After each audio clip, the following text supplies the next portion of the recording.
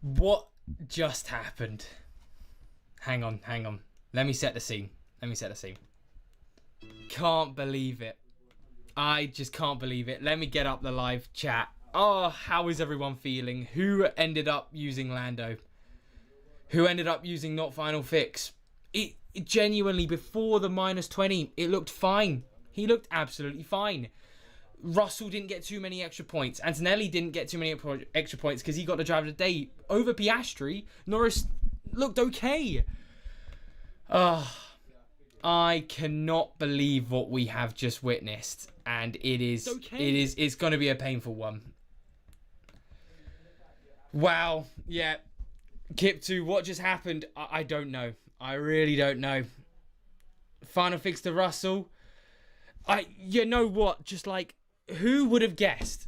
Who would have guessed that? Let me get the live scorings up. Who would have been able to guess that the Mercedes would have been keeping that race pace? But let alone that, it looked like Norris was able to get some decent laps in. He almost got fastest lap. Russell would have got that, but this one hurts. This one hurts because Norris hasn't actually been given the -20 yet. I've just realised. I don't know what he's going to end up with. So, Lando got into his own head. Yeah, 100% agree. He's making every wrong decision right now, and I don't know how he stops doing that. You know what? I will say, at least Ferrari, like I mentioned, getting those fastest pit stops, do become the second best constructor. Like, at least that happened. So Ferrari to Mercedes wasn't too much of an issue. It's just Norris compared to Piastri. That's a 48 points different right now, and it's going to be worse than that. It 100% will be worse. I cannot believe it. Wow. Feeling quite good that I stuck with Piastri. So nearly switched to Norris. Yeah, I mean, everything in the practice sessions was screaming, Lando Norris looks good. 100% bring him in. Why not bring him in? Surely he's not going to do this. I mean, of course, the first race that they have a collision, those two, has to be now. Why now? Why? Yeah, you know what? Yeah, I'm so happy you put that in the chat. My green team outscored my main team provisionally. Mine did as well, and it got more budget. So actually, the green team meta is the way to go, and that's how we're figuring it out.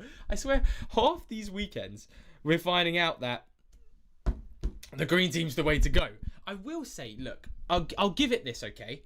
Alonso, 25 points. He got a 0.6 million. So it was a good call to go Alonso instead of Colapinto. That was good. Now, Hulkenberg 17, 0.6 million. That was good. Hadjar 7, 0.6. That was good. Lawson, that's okay. So budget-wise, we can improve from this. So you know what? I'll take this with a pinch of salt. Anyone in my position who had Alonso, Hulkenberg, Hadjar, we can still improve upon this. Now, Kipto, I know it's a hard one, Lawson. It really is. Because if he didn't have that DNF, he would have got 0.2 million at least. It's just a shame. I just can't believe it. I cannot believe it, man. It's absolutely typical. 182 points plus 2.1 million, not bad. Yeah, after this weekend, that's good enough. Honestly, 2.1 million, that's good, and 182 will be better than most people had. I might only get 114 from that round. Brutal. Genuinely, why is it always Canada? Why is it always Canada? Why does this always happen at Canada? I swear, man. It's doing my head in. It's always Canada. Do you know what I mean? Running McClaren was like a BTA constructor. Yeah, I mean, look at Aston Martin's points, considering Stroll. How did Stroll even manage 9 overtakes? What I will say, and this is what really annoys me, because this is what happened in Canada. Actually, let me turn on my light in a second. This is what happened in Canada 2024 as well. That race at the end got brilliant. We had Piastri, Antonelli, Piastri, Norris all battling it out. Norris looking like he could have got onto the podium if he didn't screw this up. And then just, of course, it just hurts because it always seems like we're on the wrong end of it when these sorts of things happen. It is typical, absolutely typical. Right, let me plug in this light so you guys can see me a little bit better. Is McClaren just another A-tier constructor from now on? I don't think so. This will be a one-off. In Austria, they should be back to the way they were. I'd be very surprised. You know what? I've got to stop moping about a little bit on this, and actually I've got to think about who looks good now for next race weekend. So Piastri, 24 points. Piastri looks fine. Norris, I actually do think Norris will. I think Norris will be good in Austria. But now we've got this whole issue of, well, if he's not going up in budget, it's like Leclerc in Monaco. It's like, well, yeah, great to use him, but maybe it's a thing where I now go back to Piastri and then maybe final fix to Norris. Oh, just it's typical. It's absolutely typical. Verstappen will be half decent like usual. Alonso will now be a must with all of his points. So we'll be bringing in Alonso. Hulkenberg, by the way, can we all appreciate how Hulkenberg will have 32 plus 17?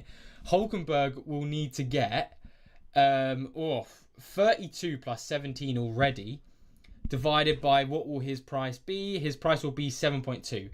So 49 divided by 7.2 divided by 3. Hulkenberg's at 2.2 already for a 0.6 million price increase.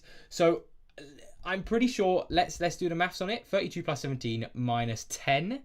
39 divided by 3 divided by 7.2. Hulkenberg needs around like minus 15 to get a 0.6 million. Absolutely incredible. Oh, look at it. Wait, transfer plans, Lawson to Ocon. Yeah, so I'll get through this again. It probably actually won't be Ocon. It'll probably be Behrman. So it will be Alonso in, Hulkenberg in, if you haven't already got any of them. Behrman maybe in. Behrman, Sainz, Ocon all look like they could be around it. I think Sainz will be a very good choice for a lot of people because people love the Williams hype train, and at 8.3 million, Sainz needs, let's get up the budget builder from, oh no, I've already got it up, nice. Sainz has already got 7 and 13. 7 and 13, which means 7 plus 13, 7 plus 13 plus 5. Let's see what 5 is. 25 divided by 8.3 divided by 3. Sainz is going to need around 8 to 10 points to get 0.6 million. So I think Sainz will be a good option. It will be Behrman as well and Ocon. So it will be between next weekend. Maybe Bortoletto. Does he lose that negative? It will be between Bortoletto, Colapinto, again, Hadjar will still be there, Ocon, Sainz, Behrman. So actually, I will say, good news for Austria is the BTA drivers opens up incredible. That will be absolutely fantastic. So we'll see what that goes. My friend has 250 points on me in our league, but no chips, and I have everything except no negative and 111 minute budget. Do I have a chance to beat him? 100% Ors. Because most... So for Limitless, you'll get around 50 to 150 points extra.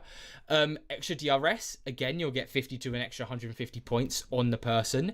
Autopilot, you'll probably get around, if you get it right, 10 to 50 points different. Same with no negative.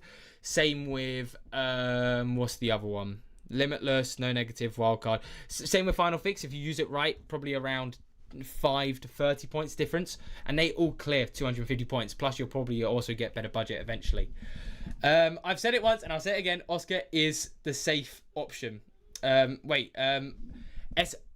what does SOT stand for again? I'm assuming it's just like the safe option, the best of the best sort of thing. Thank me later. And honestly, Lobby, I think we've all learned our lesson now. Norris, he's just got too much in him to fumble. It's absolutely ridiculous. Bortoletto will be a fine pick. Yeah, agreed. Norris to Max. Yeah, Verstappen also is good at Austria normally. We'll see how that goes. Yeah, sorry, let me see how much Gasly needed. 10 and 9. Yeah, I completely did not see Gasly. So, get this, yeah? So, get this. We will have Alonso, Hulkenberg, Behrman, Sainz, Ocon, Gasly, Bortoleto, Hadjar, Colapinto, all usable. All usable coming into Austria. That's brilliant. At least I've got free transfers to sort that out. So I can do Norris to Piastri, maybe Ferrari to Mercedes, depending on what Mercedes look like, or maybe not. And then I could also do Lawson to the likes of Behrman or Ocon, Sainz, Gasly, whoever looks good. So at least in Austria, we're still looking good. Gasly crashes a lot. Well, to be fair, if we go back to the season summary, he's had the crash in Jeddah. Where else did he crash? It's in statistics, my bad. Let's see where else he crashed, because I am forgetting where he crashed. Jeddah and... Oh, of course. Yeah, Monaco. Wow, yeah, I completely forgot about Monaco. That is only 2 crashes. Nope, and... No, that was the DSQ. To be fair, the DSQ, you're never going to know if that's going to happen, to be fair. So that's just really unlucky.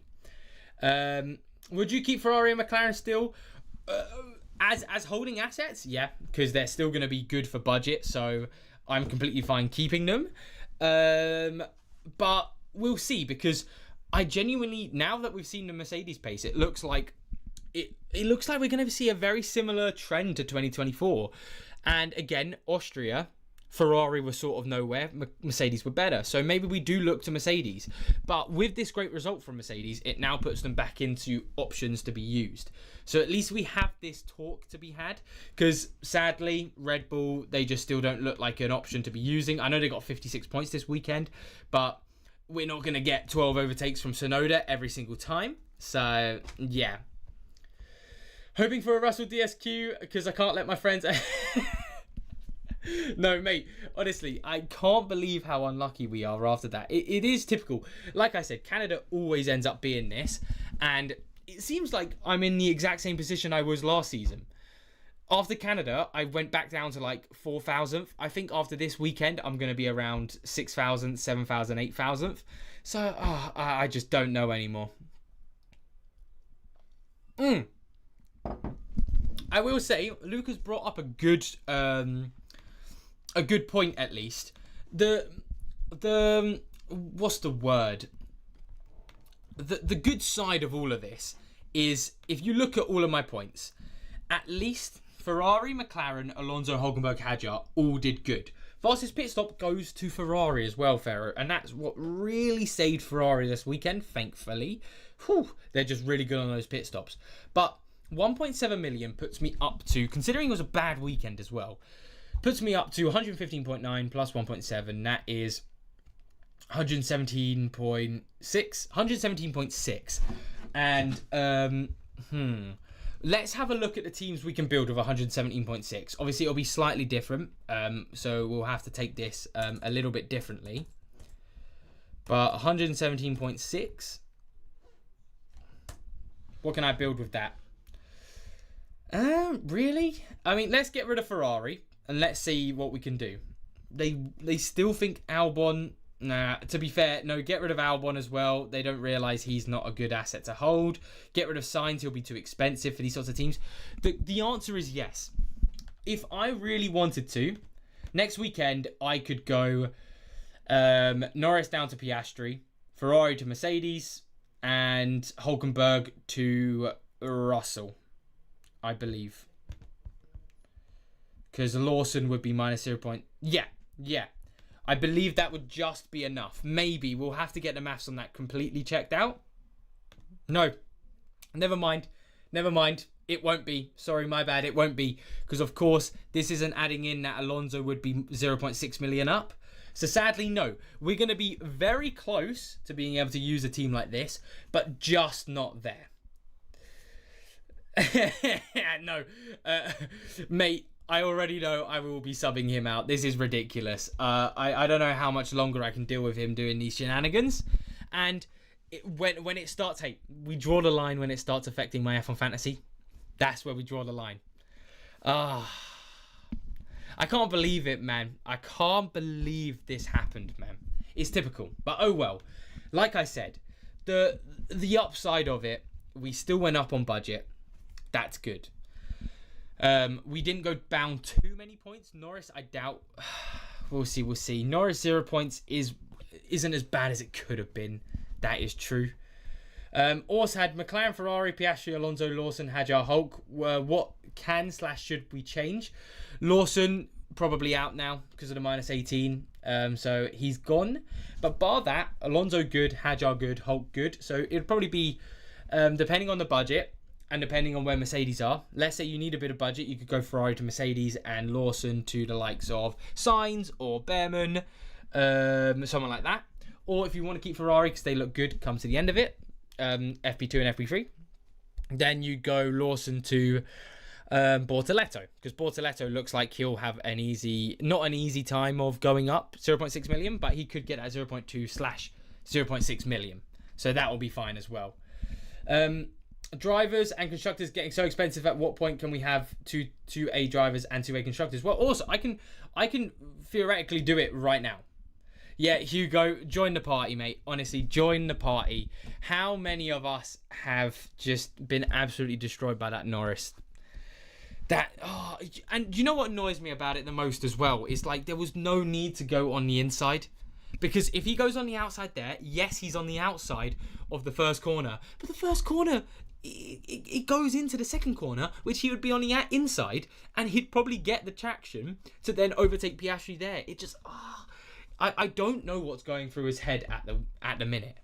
But if he keeps going this way, we're going to have Piastri winning this championship by about 50 plus points. It's absolutely crazy. And I genuinely do think this is make or break now. Austria, Norris has to win in Austria, or I won't be so dramatic about it. The championship won't be over. Of course, Piastri could have like 2 DNFs in a row and he's right back into it. But if Austria doesn't go well, Norris is making his life way too much harder. It's just, considering just it's every weekend now where it's just some stupid mistake he's making that just doesn't need to be made. It's like, come on, mate. It's getting harder and harder to just keep watching him do this. It does my head in. It really does. Would Norris still get a -20 as he completed... So I believe someone did put that in the chat. I believe he should be classified as just 4 laps down, like what happened in Austria last season. I'm pretty sure I had Norris as well last season when he had that as well. Yeah, also I completely agree. And that's what makes it seem so out of this world. Just a silly mistake, but having Norris versus Piastri in my league hurts a lot. My budget gain's gone to shambles. So I will say it's only a 0.4 difference compared to Norris and Piastri. So that's not the end of the world if you had the likes of Alonso, Hulkenberg, Hadjar. But to be fair, I don't know exactly what the rest of your team looked like. Yeah. And when did he crash out? It was lap 66. So he crashed out in time. So that was completely fine.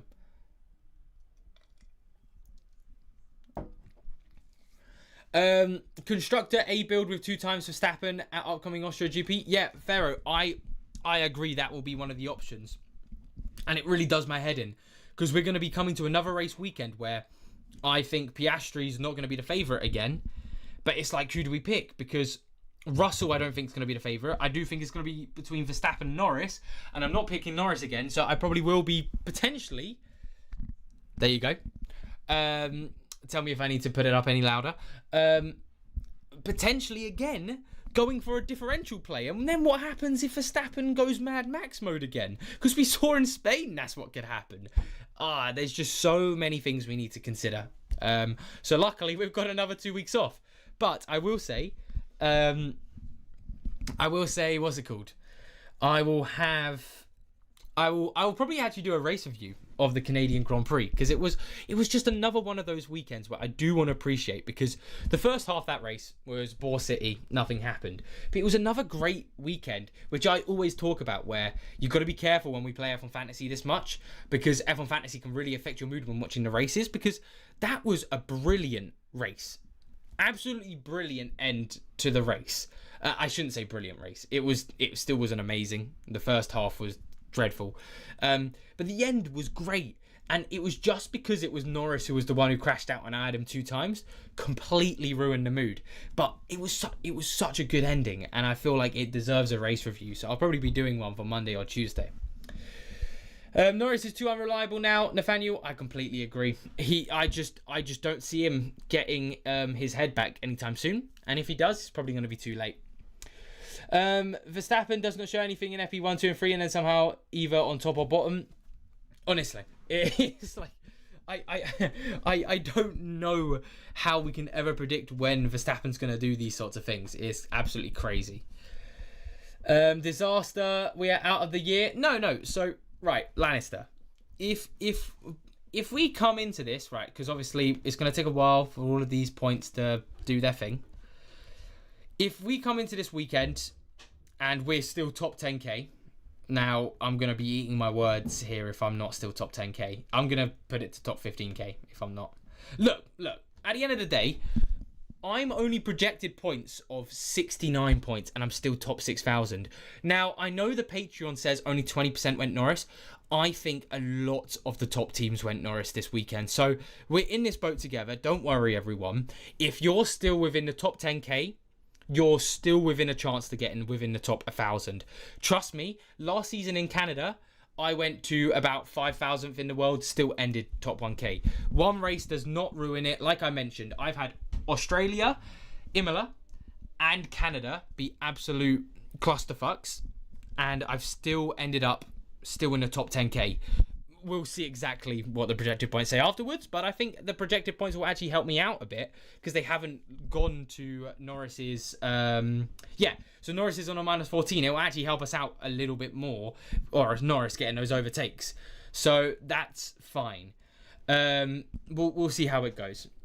What's your team score? My team score before this weekend was, it will have updated with the projected, right? 2080. So it's like, it's still in a chance. 100%, I'm telling you. 100%, I'm telling you, we're still in it. These things happen. Right, 30 mil on stake, even if Norris is performing, does not give me confidence to reel him into the team. Yeah, it's just Norris, man. I can't believe it. What is the predicted difference in points between Mercedes and Ferrari? Not absolutely terrible. And that's what's helping us, because Ferrari got the 15 pit stop points, helping us clutch up again. So Ferrari only a 29 points different, so it's not absolutely terrible. Yeah, I know. It's yeah, no, he won't get the DNF. He won't. So he will end around 0 points, which is not great, but it's better than I thought it was going to be when I saw him crash out. Top 3,000 with Mercedes Piastri, perfect weekend. Yeah, oh my God, I am jealous of that. And hey, I wish I just took my own bloody advice in my FP2 video, but I watched FP3 and sometimes it just shows more is less. How is Norris the most expensive thing in this whole fantasy? I don't know. But then it's like, how is Norris and Verstappen got such a gap between? Then you've got Leclerc, Piastri all around 25 million, and it's like, how is there such a big difference between them? It's just, I don't know. It does my bloody head in. Yeah. Everyone's in their fields at the minute. I tell you what, man. I tell you what. And you know what? I'm gonna do a shameless plug right now. We are on 2,991 subs. It would sure help my miseries if we got to 3,000 subs. If we got to 3,000 subs right now, you know what?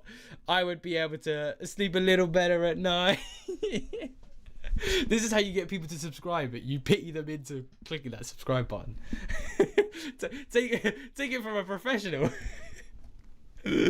Oh God. But we'll see. Like I mentioned, BTA driver-wise coming to Austria, it looks like we're going to be absolutely smashing it. Absolutely smashing it with how many different options there can be. Like I mentioned, Colapinto, Hadjar, Bortoletto, Gasly, Ocon, Sainz, Behrman, Hulkenberg, Alonso. All those BTA drivers are going to be usable, which is absolutely brilliant. I love having a weekend where we have BTA drivers galore. You've then also got Mercedes. Will they come in and do a little bit better? Worse? Who knows? But even if they don't, Ferrari's still a good holding asset because 59's more than they needed to get. McClaren 44, still good enough because of stuff they do. Yeah, Gasly looks like the must go to guy. So I can tell you, if I come back to my team right here, everyone, I can tell you what I'm probably most likely going to do this next weekend is, I don't know about changing Ferrari out. We'll see exactly what their pace looks like, but Norris will probably be out. We'll see if I change it to Verstappen, Leclerc, Piastri, Russell, whoever looks the best. I'm gonna go for that. Then I'll be bringing out Lawson for Gasly, and then just like Nathaniel said just now, I think Gasly looks like a must buy for Lawson, 100%. Yeah.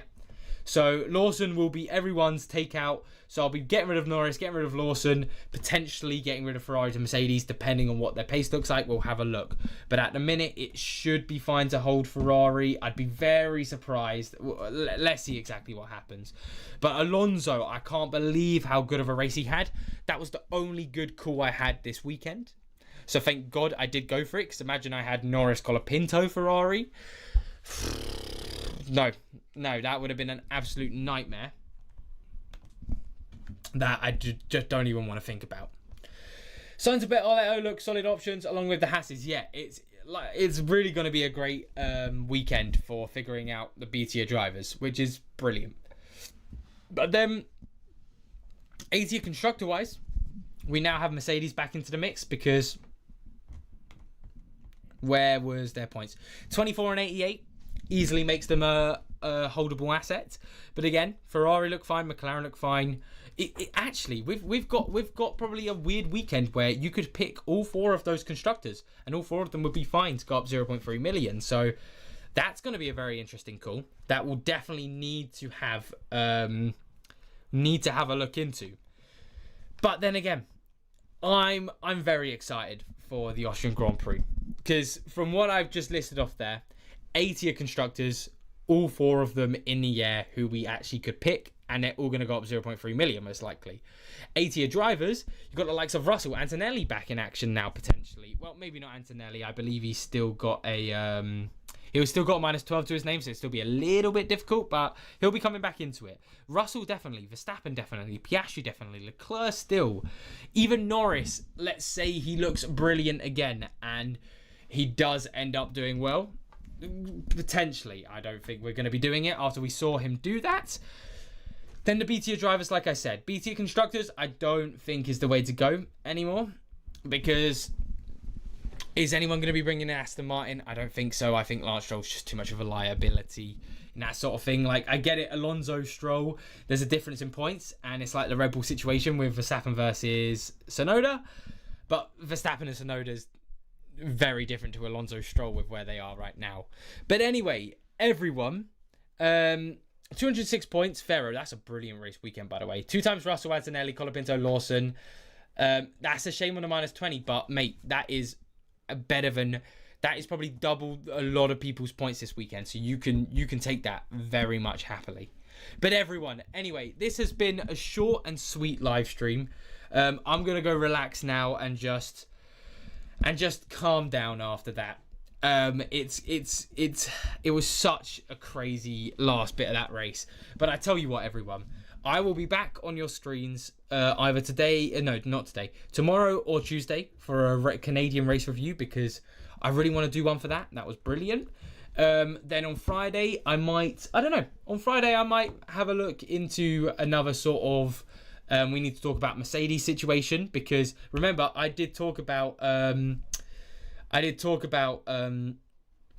Mercedes still being my favourite for second in the Constructors, and this very much helps them with that.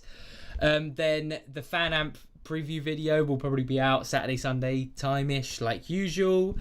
And then Wednesday, everything you need to know. Friday, post FP2 again. So we're going to keep on with the content, keep up with it. And I really do feel like this race review is going to help me look back at it and be like, oh, this was brilliant race. And just let off a little bit of steam from the F1 fantasy.